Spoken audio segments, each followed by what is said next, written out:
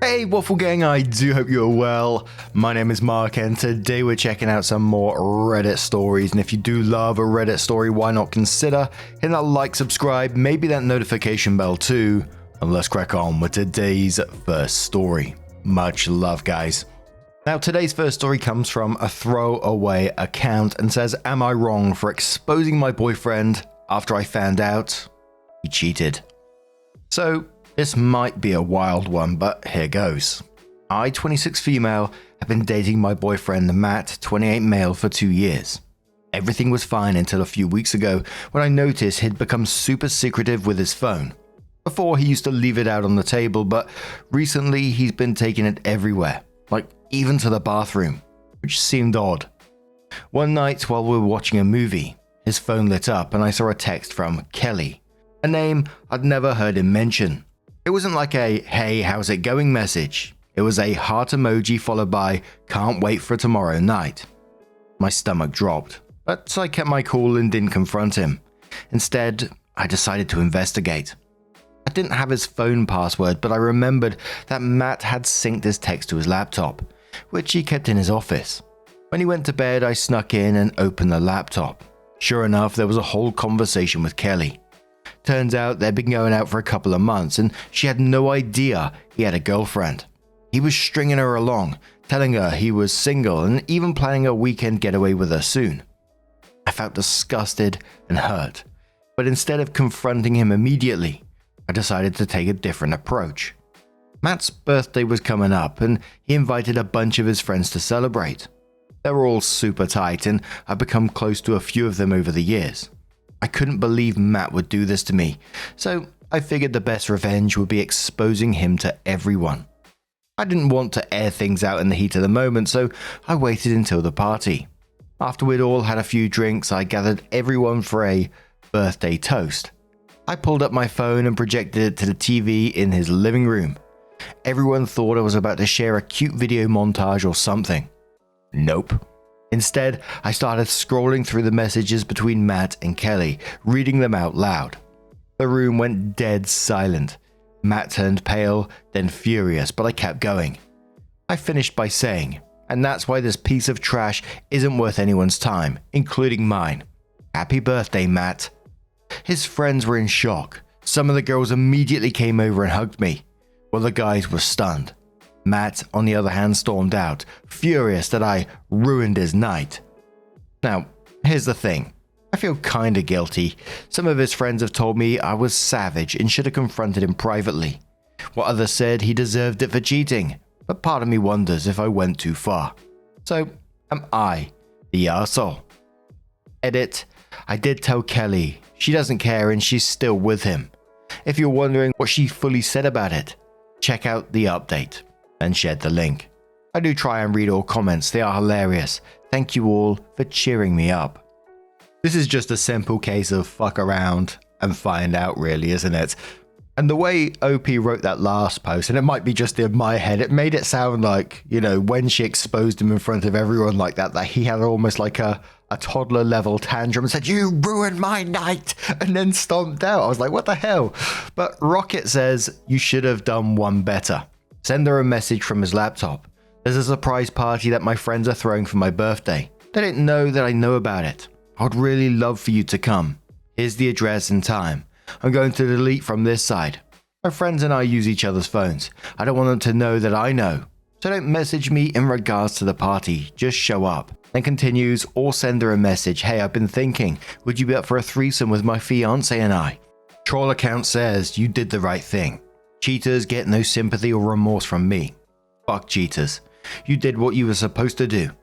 He should have thought about his birthday party being ruined before we went out and started cheating. He got what he deserved. I would almost tell you to do it again if you could. Lol. Good job, OP. I'm proud of you. Mr. Fluffpants says if you are the arsehole, it's completely warranted. I believe in confronting people discreetly over their mistakes, but something like this? Nah. They deserve to be called out, and your friends deserve to know what kind of person he is. I can guarantee he would have painted you the bad guy if you just confronted him in private. In other words, it was savage, but all of it was deserved. So Ed says not the arsehole. 2 years of your trust was betrayed. And this wasn't some drunken mistake. This was a full-blown affair. He has no excuses and nobody to blame because he stone cold sober lied to your face. I believe if you're going to carry on an affair, you deserve all the embarrassment you get. People who act badly do not deserve concealment for their bad actions. And as for his ruined night, you've had 2 years of relationship ruined. I think he can suck it up. Only thing you should do is make sure Kelly knows Matt had a girlfriend. Hope you saved her number. So OP then came in with her update and says, wow, I didn't expect this to blow up like it did. First off, thank you to everyone who commented, messaged and offered support. I want to give you all an update on how things have been since the birthday toast incident. So after Matt stormed out of the party, I left too and stayed at a friend's place for the night. The next day I was floored with messages, some from Matt, most from his friends, and a lot of people were supportive, but a few told me I was petty for airing everything out in front of everyone. Matt predictably was furious and claimed I humiliated him for no reason. He even tried to flip it on me, saying I invaded his privacy by reading his texts, which sure I did, but I mean, cheating's a little worse, don't you think? Anyway, I blocked him after a couple of his angry messages, and honestly, I felt a huge weight off my shoulders. It wasn't just about exposing him, it was about reclaiming some of the power I felt like I'd lost during the time he was sneaking around. As for his friends, most of them have cut him off completely. One of the girls in our group even texted me saying she had a similar situation with an ex, but never had the guts to confront him, let alone in front of everyone. Apparently, this wasn't Matt's first time being shady, and a few of his friends had suspected he wasn't all that loyal in past relationships, but never had proof. Looks like I just confirmed their suspicions in the most dramatic way possible. Kelly, the girl he was cheating with, I reached out to and she told me she still loved him and told me to completely cut off things with him so they can be together. She said obviously I wasn't enough for him, which hurt, but you know, they deserve each other. It's been hard, but I feel like I did the right thing. Sometimes you just have to burn bridges with people who don't deserve to be in your life, and Matt definitely falls into that category. Do I feel guilty? A little, but not enough to regret what I did. Cheating is never okay, and I wasn't going to let him get away with it. Plus, exposing him in front of his friends was probably the only way to really make it hit home for him that actions have consequences. So in case anyone's wondering, no, I'm not getting back with Matt. I did get an STD check waiting for results for people that were worried. Thanks again to everyone who shared their thoughts and gave me the courage to keep my head held high through all of this. This week has been quite hard. And then adds an additional update and then says just a quick update. He's already ended things with her. He reached out to me earlier and expressed his regrets about the situation. He said that he's really sorry and wants to reconcile and get back together with me. It is disgusting. Opie added a little bit of additional information that said the birthday thing happened last weekend, the rest happened this week, as said in the last paragraph. Oh dearie me, Matt, you bloody Burke. What I never understand in stories like this, like Kelly's position, the affair partner who clearly knew something about OP, or certainly does now, doesn't break it off with him, but is almost happy this has been exposed so that they can be together. Is she not thinking like, well, if Matt is cheating on his current partner, he could cheat on me quite easily.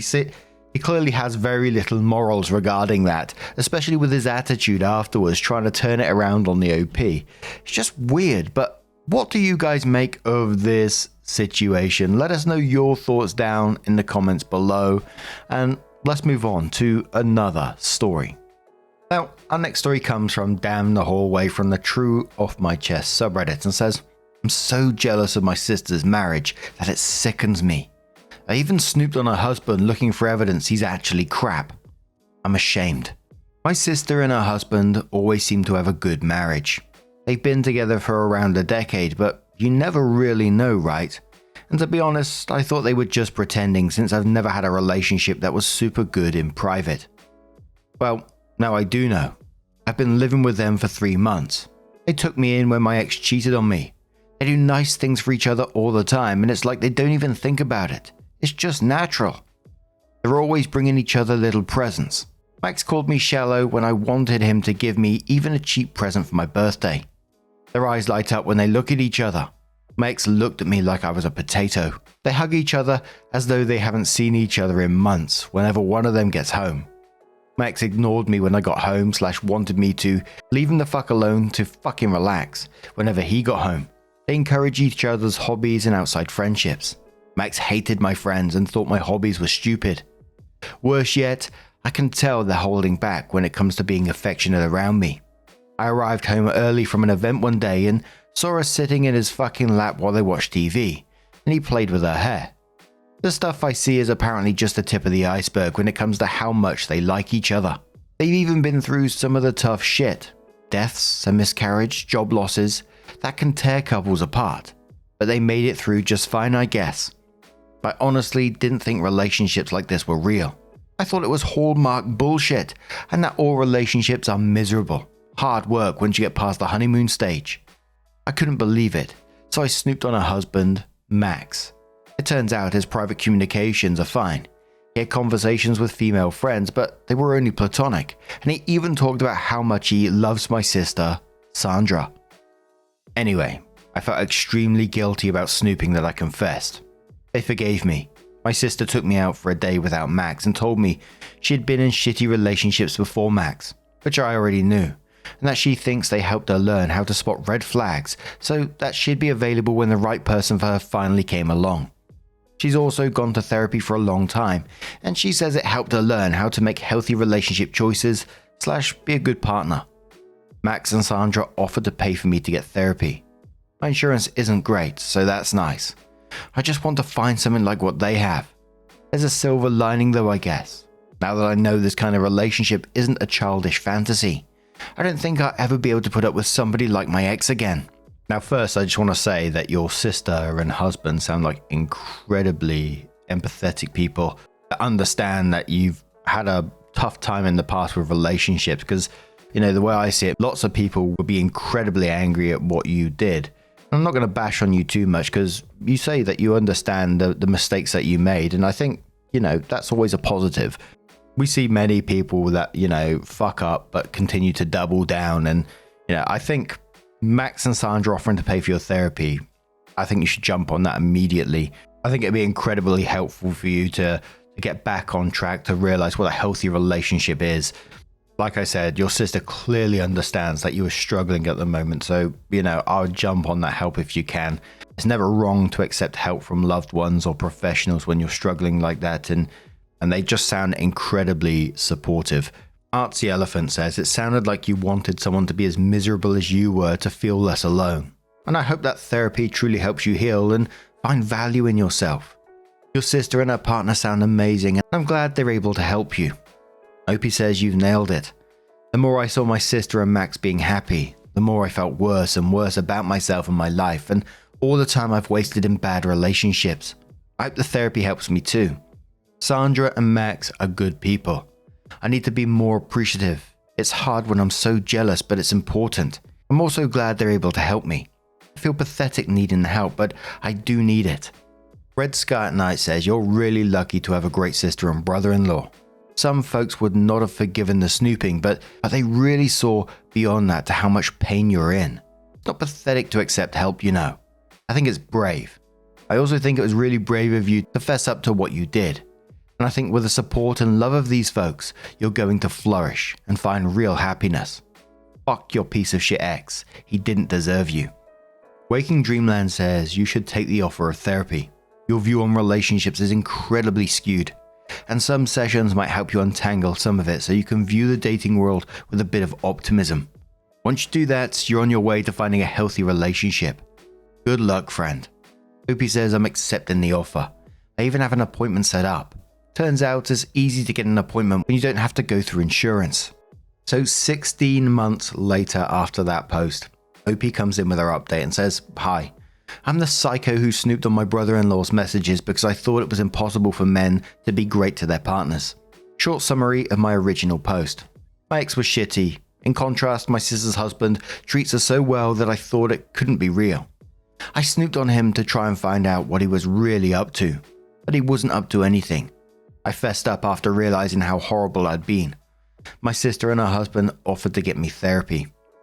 I'm not sure exactly where to start, so I'm going to use a list format just to write stuff in whatever order it comes to mind. I started therapy very soon after my post. My first therapist wasn't great, so my sister Sandra encouraged me to find another, and my second one was awesome. I'm still seeing him once every 2 weeks. He helped me a lot with healing from the trauma of my last relationships and also learning how to relate to others in a more healthy way in every part of my life.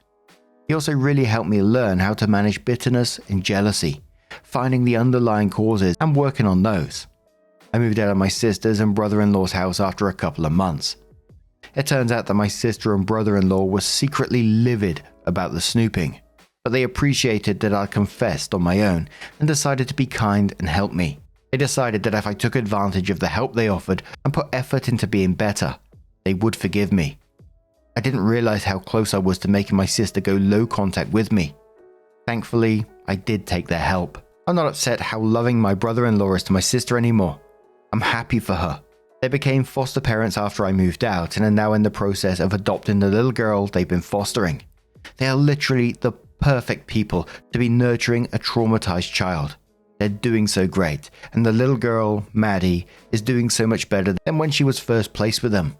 She's an amazing girl, and she and my sister and brother-in-law are so lucky they've all found each other. I've been single the whole time.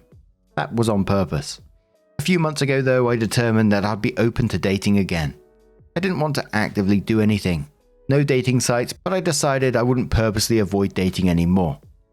A week ago, a guy I became friends with at an animal shelter I started volunteering at about 6 months ago asked me out. I said yes. Our first date was great. He's very kind. He's the guy you go to if you need to calm down a traumatized, terrified animal. He cleans diarrhea-coated animal carriers without any complaint. My sister approves of him. He's very funny too. So, that's the update. I just want to shout out to that sister and brother-in-law once again. They sound like absolutely amazing people that had compassion for OP in a time that they were struggling, and they'd done something that, could have destroyed many relationships between the sisters, I mean. But I'm super glad that they did offer this help to OP, and clearly there was a background discussion between the two of them if OP didn't accept that help. But OP did. They owned up to their mistakes, and they've shown incredible growth since then, which, is always a positive in my mind. Otherwise, you've got someone in the background who's continuing the negative behavior and potentially damaging other relationships at the same time. So I will say, good job to OP. You should be proud of yourself for the growth that you made, and admitting to your fuck up in the very beginning. I think it can be incredibly difficult to do that, and you should be proud of yourself for that growth. And a couple of comments on this one. The first commenter said, "You are showing quite the number of positive decisions since your first mistakes. Please allow yourself some pride in that. Good things should be rewarded." OP says, "Thank you. I found comments on my first post really helpful, and my sister has been so supportive. I think both these things have helped me move in a better direction." The next commenter says, "I'm happy for you. I think a lot of us see toxic relationships growing up and learn to accept and normalize abuse. I wish more people would stop believing they don't deserve true love and respect." And we have one more comment from JuneBug7 who says, "I'm glad you took them up on the therapy. It really can help. I'm glad things are so much more positive for you and your sister and her family. I know it's not the same, but people really underestimate how much terrible experiences with a few people can warp your whole view of humanity. When I was young, I was bullied quite severely at school, and then I'd go home to an abusive, mentally ill parent. I genuinely came to believe that the whole human race was terrible, because I'd been unfortunate to see so much of the shittier side of it. It took me a lot of therapy too, and I still find myself having that gut reaction sometimes. But you do come to learn to start giving people a chance again, and not immediately assuming the worst of everyone. I'm really glad for you that you've started on this journey. You deserve healthy relationships in your life, both romantically and familial." OP says, "I'm glad I took them up on therapy too. It would have been a huge mistake not to. You're right about terrible experiences with a few people warping your view. That definitely happened to me. I'm glad therapy has helped you too." And normalization about how you've been brought up, relationships, etc., definitely needs to be talked about more regarding this kind of thing. And look, it's never an excuse. It's not an excuse. It might be a reason. It's not an excuse for bad behavior, of course. It's always up to us to break the cycle of certain things. But whenever we talk about sort of normalization, it always brings me back to my childhood in the area that I lived in. It was almost like its own little bubble, if you like. That's kind of the way I view it now anyway. And I think about the stories that I've talked about here, the families that used to live around the area as well, and some of the behaviors that now that I'm older, I can see that they were off. And then I'm just having like a discussion like in the pub or something with someone, and I tell them a story of my past and they're like, what the fuck? I'm never ashamed of it or anything like that. I love the area that I grew up in. And in some ways, I quite enjoy telling people my stories now just for their reaction. The woman chucking the Hoover story always gets a laugh out of people. But at the same time, like, I don't want to say it's just like a funny story, because looking back now, I can see there was mental illness there at the same time, which I think is incredibly sad. But the story itself was just bloody wild. You know what I mean?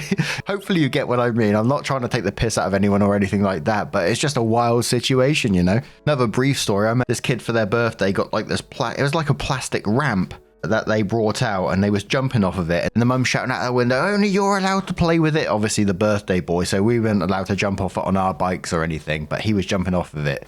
And one of the older kids decided that, oh, they're going to jump off of it anyway, just come around the corner and jumped off of it.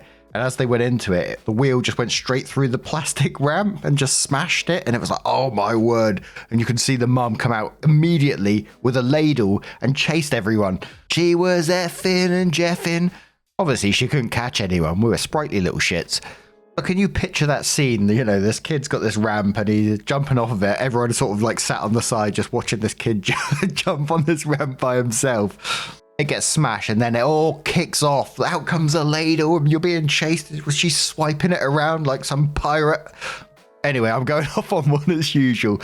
What do you guys make of today's collection of stories? Let us know your thoughts down in the comments below.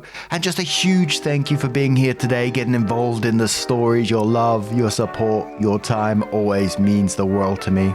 Love spending time with you guys, and I will see you in the next one. Take care and much love.